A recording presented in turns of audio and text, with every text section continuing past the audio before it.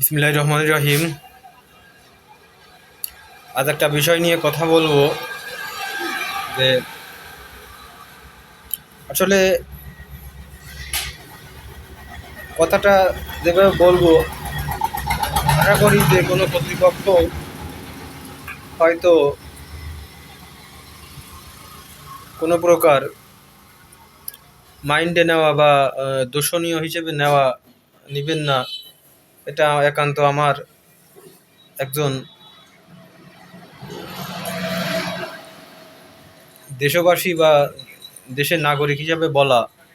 কথাটি কথাটি এরকম যে আমাদের দেশে এই ভাতা সেই ভাতা, সেই সরকারি সাহায্য, এই আর্থিক সাহায্য, ওই আর্থিক সাহায্য, এত রকমের আর্থিক সাহায্য আমাদের দেশে চালু রয়েছে।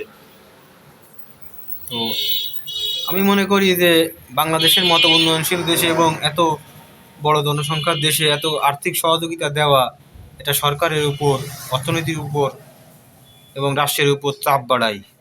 তো এগুলো না করে সরকার যদি এদেশের যুব সমাজকে বা এদেশের প্রত্যেকটি নাগরিককে, যারা সক্ষম নাগরিক এবং একজন নাগরিক প্রায় 60 বছর পর্যন্ত সে নিমিষেই বা সাধারণভাবে একজন নাগরিক বা একজন ব্যক্তি কাজ করে যেতে পারে। তো যদি সরকার নাগরিকদের বা দেশের মানুষকে, যদি জনগণকে, সবাইকে না অবশ্যই যারা সক্ষম কাজ করার মতো, তাদেরকে যদি কাজের ব্যবস্থা করে দেন, অথবা বা দুটাই হতে পারে, যদি আপনার ঋণ দেন এবং কাজের ব্যবস্থা করে দেন, তাহলে সেইটাই ভালো হয়। তো একটা মানুষ যখন ভাতা নেয়, আগে তো দেখতাম ছোটোবেলায় ভাতা নিতে গিয়ে তার সারাদিন কাজের সময় কর্মঘণ্টা নষ্ট হয়ে গেছে, সারাদিন সে সেই টাকার পিছনে কখন টাকা দিবে বা কখন ভাতা দিবে সেটার পিছনে গিয়ে দাঁড়িয়ে রয়েছে। এখন হয়তো ডিজিটাল প্রযুক্তিতে ভাতা বা টাকা দেওয়া হয় বা আর্থিক প্রণোদনা দেওয়া হয়। তো এটার জন্য সময় নষ্ট হয় না, কিন্তু এতে আসলে একটা মানুষের বা একজন ব্যক্তির স্বভাবের উপর বা তাদের যে কি বলে, তাদের যে নিজের যে যে মর্যাদা বা নিজের ব্যক্তিত্ব, এটার উপর প্রভাব পড়ে। এবং অনেক ক্ষেত্রে বা বেশিরভাগ ক্ষেত্রেই এই মানুষগুলো এই সরকারি ভাতা পেয়ে আর কাজ করতে চায় না। এমনিই বাংলাদেশের মানুষ, কিছু কিছু মানুষ, কিছু কিছু এলাকার মানুষ তো বসে খেতে পারলেই বেশি ভালো হয়। তো আর যদি সরকারি এই ধরনের প্রণোদনা পায়, তো এই মানুষগুলো কখনোই কাজ করতে চাইবে না।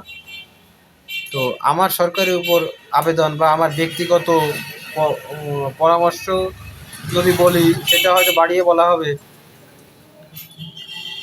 তো আমার পরামর্শ হচ্ছে যে যদি ঋণ দেওয়ার ব্যবস্থা করা যায় বা কাজের ক্ষেত্র তৈরি করে দেওয়া যায়, কাজের ক্ষেত্র তৈরি করতে না পারলে ব্যবসা করার জন্য বা যে কোনো কাজ করার জন্য মূলধন হিসেবে যদি টাকা, ঋণের ব্যবস্থা করে দেয়, টাকা দেয়, তাহলে কিন্তু এই টাকাগুলো সরকার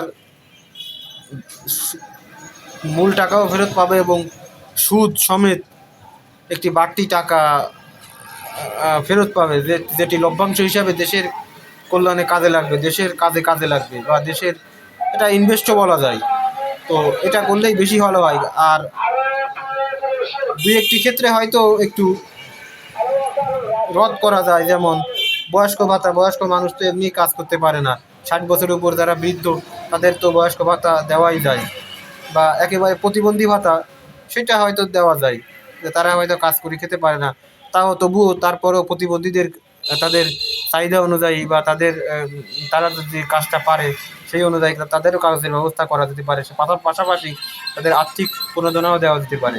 কিন্তু আসলে যেভাবে আমাদেরকে ভাতা দেওয়া হয় বা টাকা দেওয়া হয়, প্রণোদনা দেওয়া হয়, সক্ষম মানুষগুলোও মানে অলস হয়ে যাবে আর কি, এরকম। তো যাই হোক, হয়তো আমার কথা ফেলনি যাবে, তারপরেও একজন রাষ্ট্রের একজন নাগরিক হিসাবে সরকারের কাছে অনুরোধ, ওনারা যেন এই কাজটি করেন। ধন্যবাদ।